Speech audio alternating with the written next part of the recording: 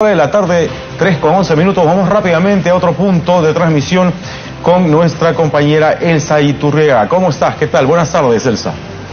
Muy buenas tardes, Guillermo. Así es, nos encontramos en el hemiciclo Raúl Porras Barrenechea, acá en el Palacio Legislativo, donde todo está quedando listo para dar inicio a la sesión de la Comisión de Justicia y Derechos Humanos. Hay que señalar que según la agenda prevista para esta oportunidad, es la 18ª sesión ordinaria de este grupo dictaminador. El tema previsto para el día de hoy, Guillermo, tiene que ver con un estudio de los proyectos de ley referidos a las modificaciones al Código Procesal Penal en relación a la prisión preventiva. Figura como invitado el doctor José Antonio Neira Flores, juez supremo, representante del Poder Judicial. Hay que indicar además, él ya se encuentra en este recinto parlamentario, está en la sala de embajadores del Congreso de la República. Se va a debatir además, como segundo punto, el predictamen recaído en el proyecto de ley que plantea una norma que establece el procedimiento para que los sectores del Poder Ejecutivo, Poder Judicial e instituciones públicas, gobiernos regionales y locales remitan información al Congreso de la República, Ministerio de Justicia y Derechos Humanos sobre normatividad con rango de ley, decretos supremos derogados, modificados en forma táctica o que cumplieron su objetivo. Acaba de darse inicio a la sesión. Vamos a ver el desarrollo de la misma. Olivia Corrales, motivo por el cual hoy presidiré la sesión. Se encuentran presentes los señores congresistas Tamar Arimborgo, congresista Julio Rosas, congresista Horacio Pacori, congresista Mauricio Mulder, congresista Zacarías Lapa Inga, congresista Héctor Becerril, la congresista Marisol Espinosa, siendo las 3:15 del día martes 7 de mayo del 2019, el quórum para esta sesión es de 8 congresistas.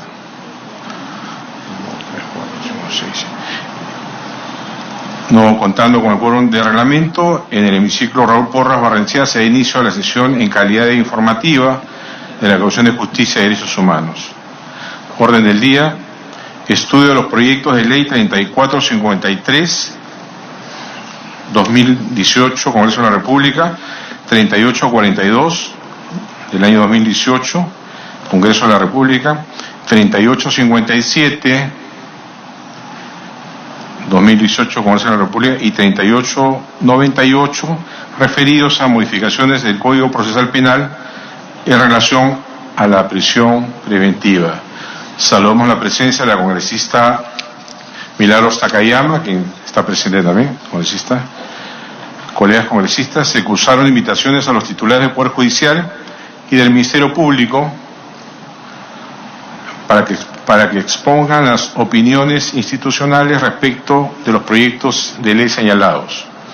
Sin embargo, queremos dar constancia que ha ingresado un quinto proyecto de ley con el número 4040-2008 CR del congresista Mario Mantilla Medina en el mismo sentido. Nos acompañan en la comisión en este momento el juez supremo, el doctor José Antonio Neira Flores, a quien damos la más cordial bienvenida, representante del presidente del Poder Judicial, y hasta el momento no hemos recibido ninguna comunicación del Ministerio Público, por lo que entendemos que no se presentarán. Le damos la bienvenida al juez supremo, el doctor José Antonio Neira Flores, y le pedimos que nos acompañe en la mesa. Tiene la palabra en este momento, nos pide una intervención el congresista Julio Rosas. Tiene la palabra el congresista Julio Rosas. Gracias, congresista Villavicencio, presidente de la Comisión de Justicia y Derechos Humanos. Como usted acaba de indicar, deben estar llegando los colegas congresistas para constatar el quórum formalmente, pero acaba de mencionar que vamos a comenzar con una sesión informativa. Y tomando ese punto, quiero dar un breve informe, presidente. He solicitado con oficio 235-2018-19 para que se cite con carácter de urgencia al ministro de Justicia a fin de que pueda dar explicaciones sobre la resolución ministerial 159-2019 sobre el protocolo de protección para personas defensoras de derechos humanos. Resulta, presidente, que también, antes que un servidor mande ese oficio, también el congresista Juan Carlos González pidió que se cite al ministro de Justicia. Por lo tanto, habrían dos pedidos. Él lo pidió el 30 de abril. Sin embargo, presidente, creo que en la comisión se han olvidado y han cambiado el tenor del pedido. Yo diría acá, presidente, como parte del informe, que la Comisión de Justicia y Derechos Humanos debe respetar el tenor y el pedido que hace un congresista y no cambiar de acuerdo al criterio personal que tiene el presidente, en este caso el señor congresista Oliva, porque él ha mandado un oficio al ministro pidiendo información, es decir, el ministro de Justicia le ha mandado información, de acuerdo a lo que usted ha solicitado, le manda una información, no se le ha pedido información, presidente, se le ha pedido que venga, y el ministro no puede burlarse ni reírse en la cara del Congreso, menos del pueblo. Hay dos solicitudes, y él nos toma el pelo, bueno, para los que tenemos pelo todavía.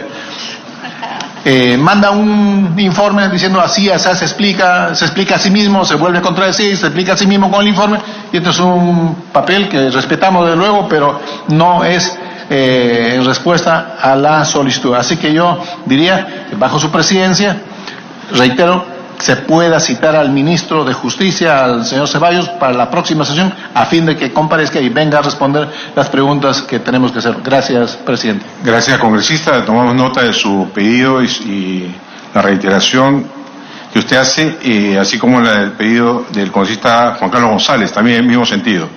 Vamos a definir eso inmediatamente.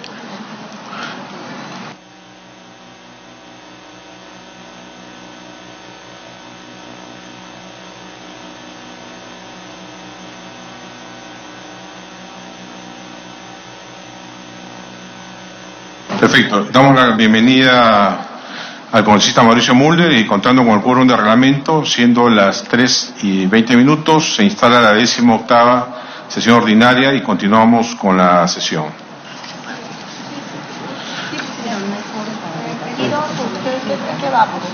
Sí.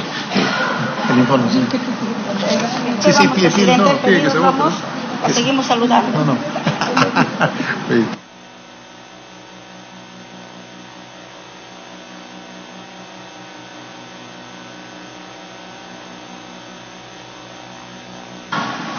Sí, reiteramos nuestra más cordial bienvenida al doctor José Antonio Neira Flores, representante del presidente del Poder Judicial. Tiene uso de la palabra, doctor, el tiempo que se estime conveniente. Bien, muchas gracias. Buenas tardes, señores congresistas. Enviaron la comisión que ustedes integran al Poder Judicial 4 proyectos de reforma legal que el Gabinete de Asesores del Poder Judicial envió una respuesta de cuál era el pronunciamiento del Poder Judicial. Yo he venido a hacer un sustento oral. El primer proyecto es el 3453-2018. Todos están referidos al tema de la prisión preventiva. En el primer caso, lo que se quiere en este proyecto es incluir la presencia de los agraviados en las audiencias de prisión preventiva. Entonces, el proceso penal en el Perú es vicarial. Se supone que persigue dos cosas, una responsabilidad penal y una responsabilidad civil. En la responsabilidad penal está a cargo del Ministerio Público, tanto su persecución como su prueba, y por parte de las personas que están investigadas o imputados tienen sus abogados defensores. Los señores que son agraviados, si quieren, pueden permanecer como tales en todas las etapas del proceso. Su participación va a ser para prestar una declaración o para pronunciarse antes de las resoluciones finales en los casos, se llaman autos de sobreseimiento, sentencia. Si quieren tener una participación mayor, tienen que constituirse en actores civiles, de tal manera que así pueden controlar mayormente el desarrollo de la investigación, pueden apelar de cualquier decisión que les perjudique, pero su participación siempre está vinculada al tema de la reparación civil.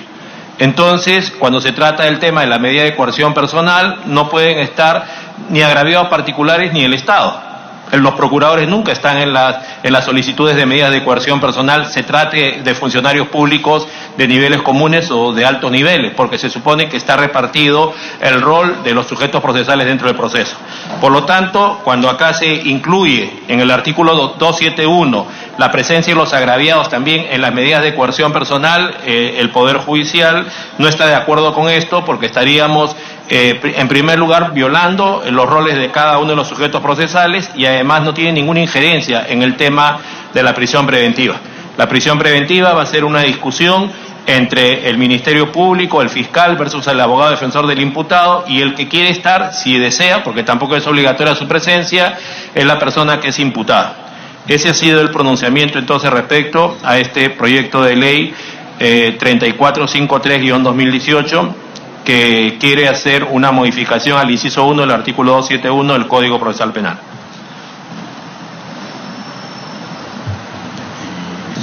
¿Damos cuenta de todos o hay algún comentario? Ya, continuamos entonces. Perfecto, bien, gracias. Salvo que algún congresista tenga alguna pregunta respecto a este proyecto, si no, el doctor va a continuar con su exposición de los otros temas. ¿Sí? Ok, gracias. Puede continuar, doctor. Bien, muchas gracias.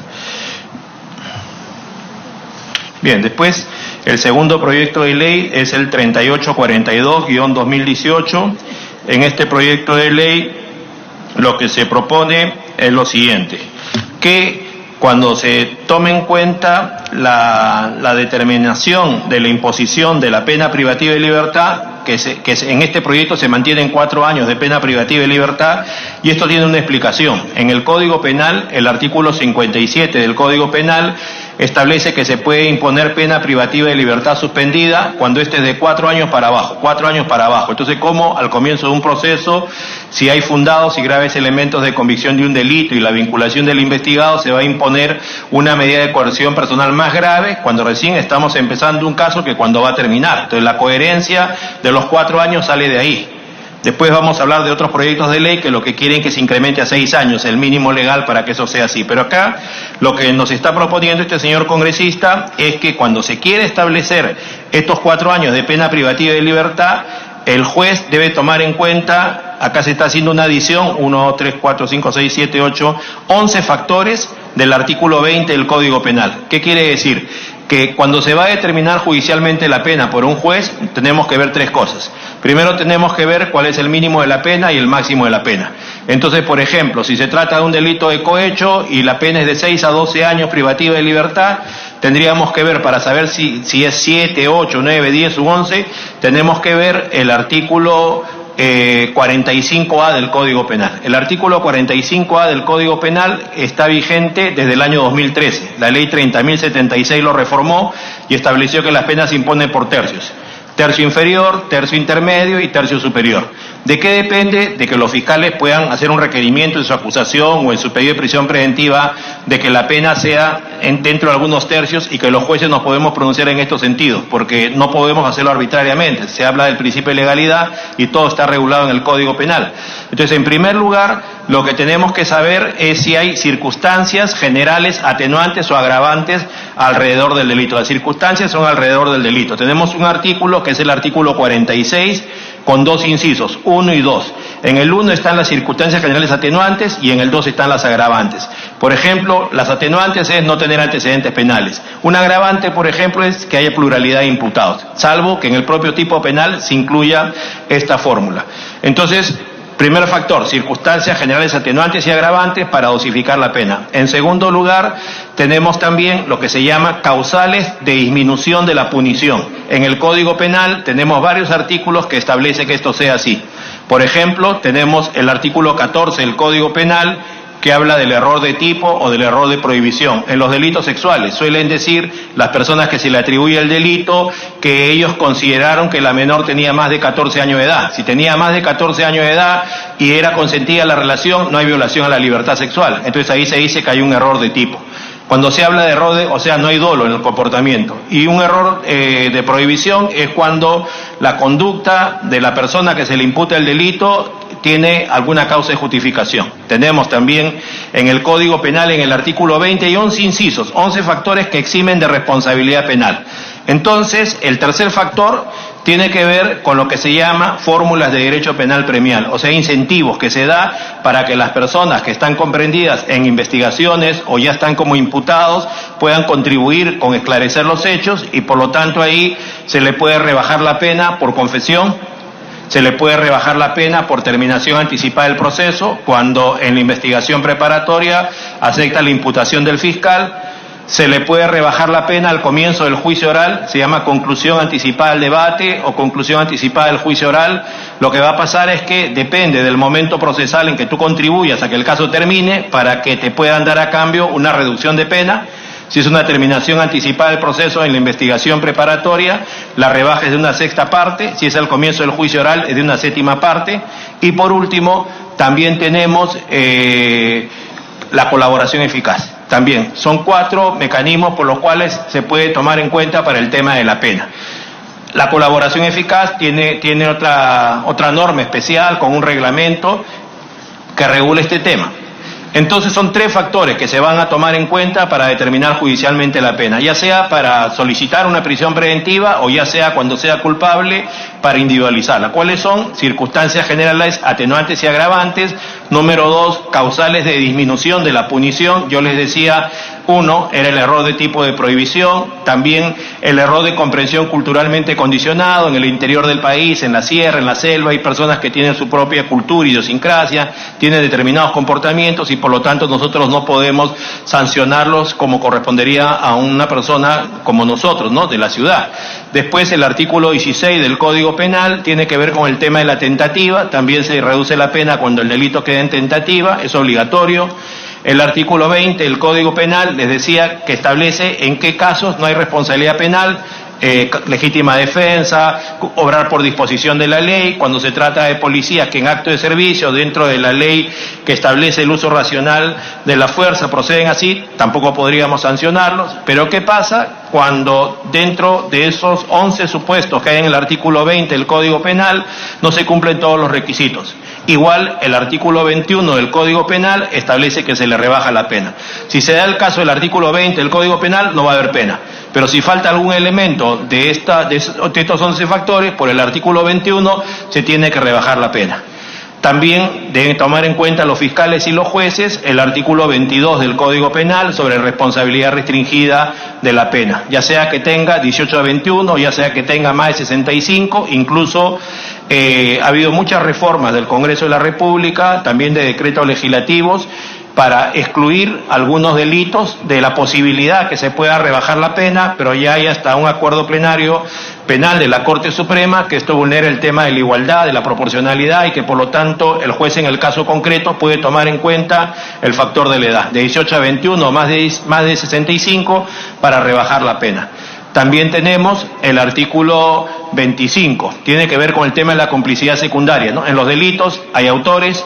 El cómplice primario tiene la misma pena que el autor, pero si el aporte es mínimo para cometer el delito y es cómplice secundario, también se le rebajaría la pena. Entonces, el factor de causales de disminución de la punición tiene que ver con cualquiera de estos supuestos, que el fiscal o el juez, cuando quiera establecer un pronóstico de pena privativa de libertad mayor a 4, tiene que hacer alusión y obviamente el abogado tiene que exigir que eso sea así y que haya contradicción.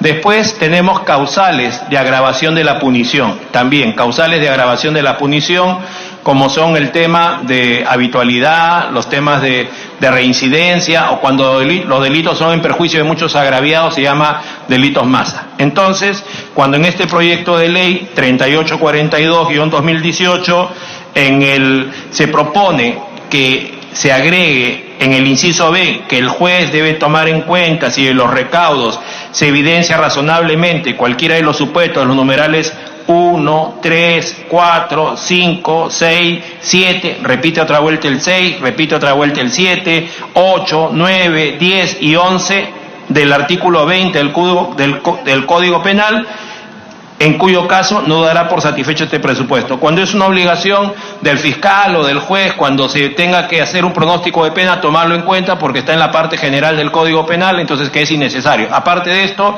que no hay explicación de por qué se está citando 7, 8 incisos cuando tiene más incisos del artículo 20. Por lo tanto, nosotros, por escrito, y yo estoy ampliando los fundamentos oralmente, no estamos de acuerdo en que se haga esta reforma legal. Nos pide una interrupción a la consejera Müller, tiene la palabra. Gracias, presidente.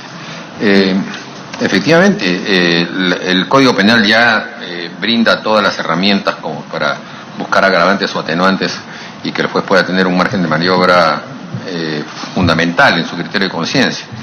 Pero aquí creo que la única parte en donde hay la búsqueda de un contexto a este proyecto del congresista Reategui es que hace mención a un caso en Piura en el que se señala que el suboficial de tercera, Elvis Joel Miranda Rojas, perteneciente a la comisaría de Tacalá, quien participó en una intervención policial en el departamento de Piura, dando como resultado el fallecimiento del presunto delincuente. El efectivo policial fue detenido y el Ministerio Público le imputa comisión de delitos de homicidio simple y abuso de autoridad, requiriendo en su contra la medida de prisión preventiva que es declarada fundada por el magistrado David Sosa Zapata. Creo que este es un caso sonado que hubo, ¿no? Podríamos decir entonces que si analizáramos solamente a partir de este caso, en el sentido de que hubo, digamos, obró con legitimidad del policía, por lo menos aparentemente,